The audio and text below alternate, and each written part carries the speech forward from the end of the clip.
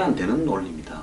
지금 박근혜 대통령이 개인적으로 최순실과 더불어서 여러 가지 지금 비사실이 드러나고 있는 것이지, 박근혜 정권 전체에 대해서 국민들이 투표로 심판한 것이 아닙니다.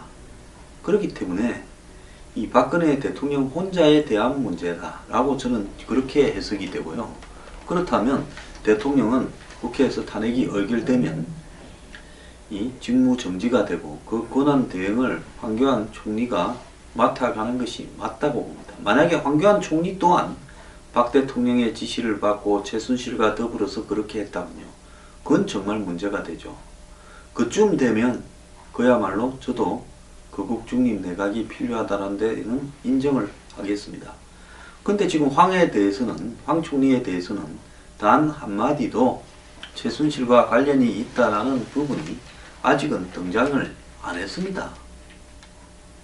그렇기 때문에 지금 황교안 총리가 대통령을 직무 대행한다라는 부분에 대해서 그것이 왜 부당한가? 탄핵을 하려면 탄핵당하는 대통령의 정부에 있었던 모든 사람들도 같이 부정되어야 되는 것일까? 이 부분은 문제가 좀 다른 부분이라고 봅니다. 정권이 통째로 일탈한 것이냐, 대통령과 그의 소수 청와대 비서참모들이 일탈한 거냐라고 봤을 때, 비서와 일부 특수참모들이 물론 김종 차관 같은 사람이 있지만 지금 구속된 사람만 보십시오. 정호성, 안종범 대통령의 비서들입니다. 그 다음에 김종 차관, 조원동 전 경제수석, 대부분이 비서고 행정부에 있어서 구속된 사람은 지금 김종 차관 한 명입니다. 자, 이렇게 본다면 현재까지는 대통령을 모시는 청와대 비서실을 중심으로 벌어진 일탈이고요. 내각에서 장관급이나 또 총리 이런 사람들이 조직적으로 이 비리에 가담한 혐의가 없기 때문에 그걸 갖다가 무슨 총리를 자신들이 장악하고 박근혜 정권이 탄핵과 동시에 뒤로 물러나야 된다라고 말을 하는 부분은 저는 일리가 없다고 봅니다. 저는 맞는 거는 맞다, 틀린 건 틀리다라고 이야기하는 사람 아니겠습니까? 그러면 문재인 대표나 야당들이 저렇게 총리 자리에 집착하는 이유가 뭐겠습니까?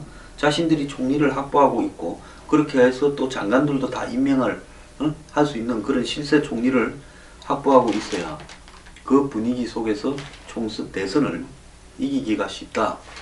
그 이야기 아니겠습니까? 그럼 대통령이 지금 잘못한 부분하고 권력을 통째로 내놔라는 부분, 선거가 아닌데 어떻게 권력을 통째로 내어줍니까? 그건 잘못된 거죠. 선거 이길 때 박 대통령 혼자한테 뽑은 건 아닙니다. 박 대통령과 그를 지지하는 정당의 후보 전체를 뽑은 거고요. 그러면 박 대통령 개인이 잘못했다면 개인이 완전히 탄핵이 완결될 때까지는 그 그룹의 2인자가 대행을 하는 것이 지극히 옳은 거 아니겠습니까? 자, 민주당은 지금 탄핵 시기도 못 정하고 있다고 합니다. 국회 주도 탄핵안을 조기 발의했을 때는 광장 촛불의 힘이 분산될까 우려한다. 이 말이 뭔 말인가 하면 탄핵안이 발의되고 나면 지금 거리에 나와서 주말마다 시위를 하는 사람들의 동력이 떨어져서 데모하러 오지 않을까봐 그걸 걱정한다는 거 아니겠습니까? 그래서 새누리당 안에 정작 탄핵을 시키려면 비박이 29명 이상이 탄핵에 참가해줘야 되는데 이런 비박보다도 시민단체하고의 연대의 무게를 둔다. 시민단체가 표가 있습니까? 정신상태를 이해할 수가 없다고 봅니다. 이 민주당 관계자 중에 일부도요, 정말로 탄핵할 생각이 있으면 지도부가 나서서 비박계 등 새누리당 의원들을 직접 만나 설득하고 표를 끌어오는 게 정상이 아니냐라고 이야기를 하고 있습니다. 자, 그러면 탄핵 의결 정정수 200명을 채워야 되는데 실제로 좀 안정권까지 하려면 한 220, 30명, 많게는 230, 40명의 찬성표를 확보해놔야 진짜 탄핵에 들어갈 수 있지 않겠느냐. 그런데 지도부가 이 비박을 만나서 설득하고 의지를 다지는 일을 하지 않고 있다. 그래서 탄핵할 의사가 없는 거 아니냐라는 이야기가 나오고 있고요. 이러다 보니까 이 촛불 좋아하고 거리 좋아하고 그 다음에 무슨 시민 좋아하고 국민 좋아하는 문재인 대표 등 친노 운동권들이 지금 당을 장악하고 있는데 이 사람들이 거리의 끝만 보이고 실질적으로 박 대통령을 제대로 심판하는 부분에서는 한마디로 별 관심이 없는 거 아니냐. 그 이유는 혹시라도 일이 잘못되었을 때 그런 책임을 지기도 싫고, 더 나아가서 길거리에서 이렇게 계속 몰아붙여서 오래 끌고 가는 것이 대선에서 어차피 하야나 퇴진 안 할 바에야 쫓아낼 방법도 없고 길거리에서 오래 끌고 가는 게 낫지, 혹시 탄핵으로 몰고 가다가 실수나 역풍이나 뭐 이런 게 하나라도 생기면 끝나는 거 아니냐, 이런 생각을 하는 것 같아요. 그 다음에 국민의당이 적극적인데요. 안철수 전 대표는 자고우면하면 안 된다. 무조건 원칙대로 밀고 가자. 뭘 딴 계산을 하냐. 이런 이야기고요. 탄핵에 필요한 의원 200명 이상의 서명을 받기 위해 야 3당은 물론 새누리당 비박계와 소통하겠다고 당론을 정했고, 박지원 비대위원장은 비박계와 대화를 해보니 탄핵 정족수는 확보되었다는 판단이고, 안철수 의원은 탄핵에 있어 국회가 더 정치적 계산으로 자고우면하면 안 된다고 말을 했습니다.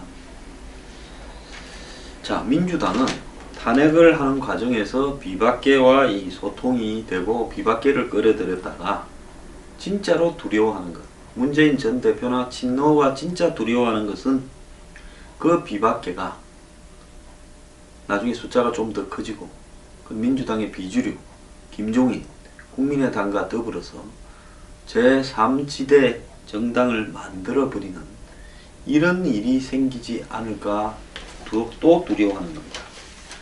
그러니까 정말로 이해가 가지 않는 부분이에요. 그냥 탄핵하겠다 하면 탄핵에만 몰두하면 되는데 이것저것 계산을 다 하는 겁니다. 이 탄핵하는 과정에서 거리에 불꽃이 꺼지면 이 사람들 다 우리 편인데, 문재인 대표나 이런 어떤 운동권 출신 민주당 의원들은 자기들한테 제일 가까운 사람이라고 판단하겠죠. 오판이지만은요. 이거 탄핵하다가 다 도망가 버리는 거 아니냐. 더 나아가지고 탄핵한다고 새누리당의 비박계들을 이렇게 같이 어울려 다니다가 나중에 이 사람들이 문재인만 빼고 친노만 빼고 딴 사람끼리 모여가 당을 한 개 만들어서 이제 대선 후보를 내서 자기들을 죽이려고 하는 거 아니냐. 이 생각까지, 또 혹은 200표가 안 돼서 아예 그냥 이 판에 힘이 싹 빠져버리는 그런 일이 생기면 어떡하느냐, 이런 걱정을 하고 있는 거죠. 근데 오늘요, 이 탄핵 소추 표결 시 무기명이 아닌 기명 투표를 하는 국회 개정안이 발의되었습니다. 탄핵에 찬성하는 새누리당 비주류 의원들이 무기명 투표 시에 의사를 뒤집는 것을 방지하겠다는 의도입니다. 더불어민주당의 김한정 의원이 이 기명 투표를 하도록 탄핵할 경우에 국회법 일부 개정안을 발의를 했는데요. 자, 원래 국회는 인사에 관한 사안에 있어서는 무기명 투표를 주로 하고 있습니다. 그런데 중대 사안인 탄핵 소추 표결이 국민의 알볼 일에 지금처럼 무기명 투표를 하게 되면 부합되지 않는다, 이렇게 이야기를 하면서 이 기명 투표안을 발의했는데요. 미국, 영국, 일본 등 선진국과 얼마 전에 대통령을 탄핵한 브라질도 기명 투표를 원칙으로 하고 있다는 내용을 들었는데요. 이 법안에는 김한정 의원과 더불어민주당 54인, 국민의당 10인이 찬성을 같이 했습니다. 자, 이거는 뭔가 하면 이 야당이 지금 새누리당 비주류를 못 믿는 거죠. 우리가 지금 우리끼리는 179석밖에 안 되기, 171밖에 안 되기 때문에 새누리당이 비주류를 끌어들여서 투표해야 되는데 저 사람들이 발의해서 투표할 때까지는 찬성한다다가 막상 표는 반대한다고 찍어서 우리를 완전히 엿먹이는 이런 사태를 만들지 않을까.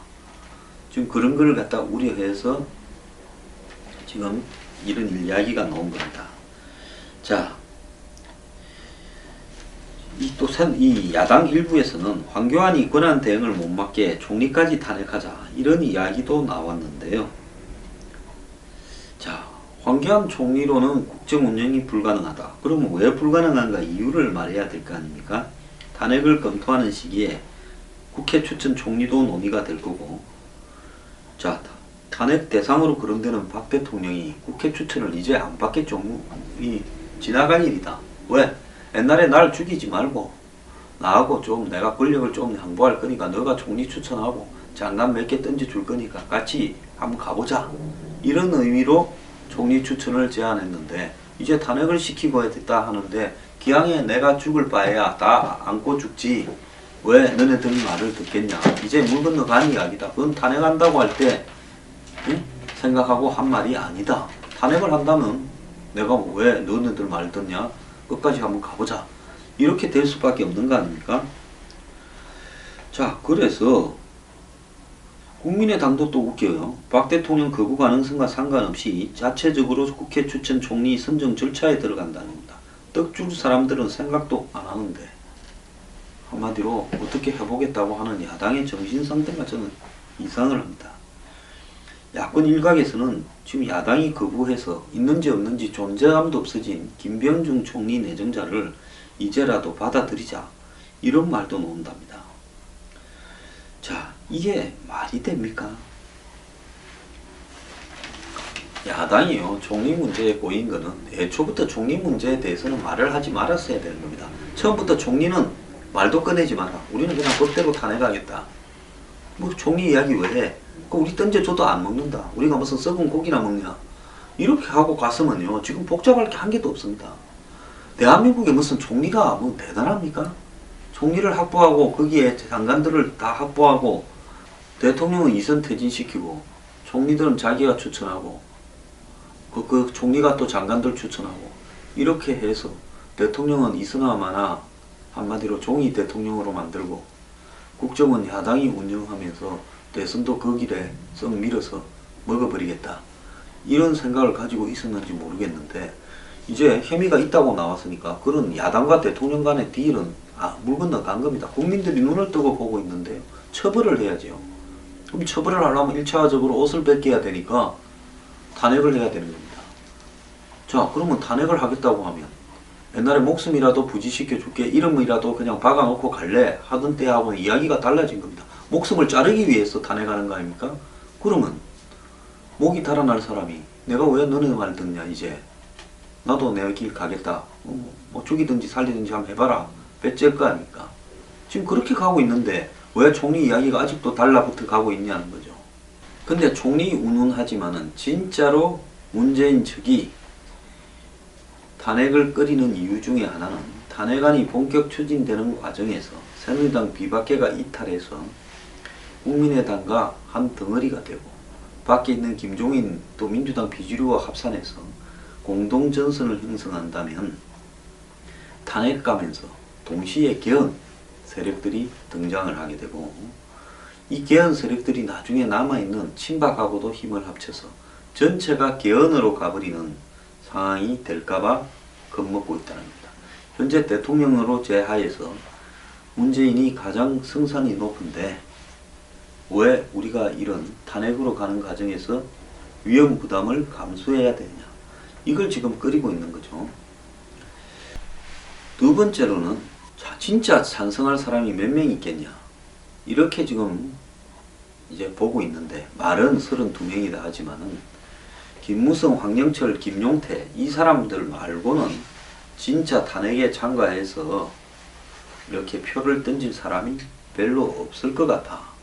그래서 이 무기명이기 때문에 그냥 거기서는 탄핵에 반대한다고 던져버리고 겉으로는 탄핵에 찬성하는 것처럼 이렇게 쇼하는 사람들이 많이 나올 수 있다.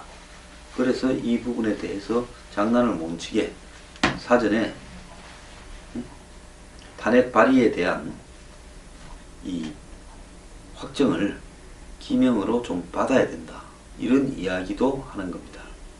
그러면 헌재는 찬성할 거냐 반대할 거냐. 헌재 재판관이 이 2명이 내년 3월에 그만둔다. 그럼 7명밖에 없는데 서로 임명하기는 어려울 거고 7명 중에 6명이 찬성해야 된다. 이런 이야기가 나오는데요.